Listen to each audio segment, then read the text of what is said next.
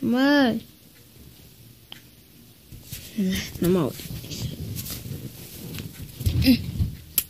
Alo, mă auzi?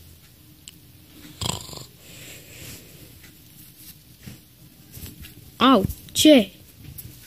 Bă, vrei să spun ceva? Ce?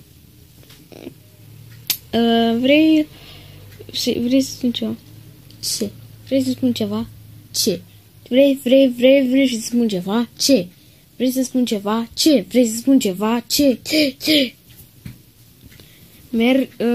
Haide să vrei să spun ceva? Vrei să spun ceva? Bă, zi ceva. Nu zic ceva. Zi odată. Am auzit că GT5 nu mai există. Taci că există.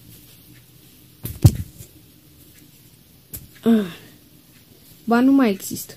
Ba, există, mă. Păi de ce nu mai există GT5? Da, bă. Există. Pe GT Online există, nu. Vrei să spun ceva? Ce?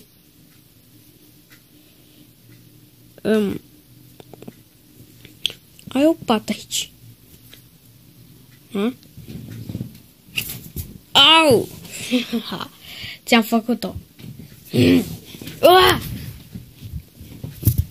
Gata! Gata!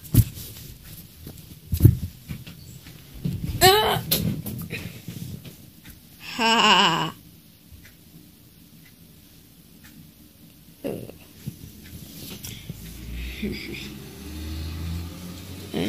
Ce? Ce?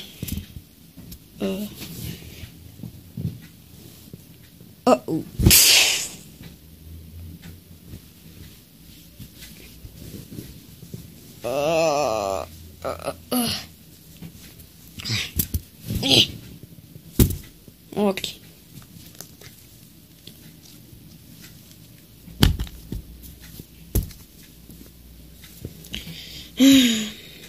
Ca tot și episodul ăsta, prieteni, vă aștept data viitoare.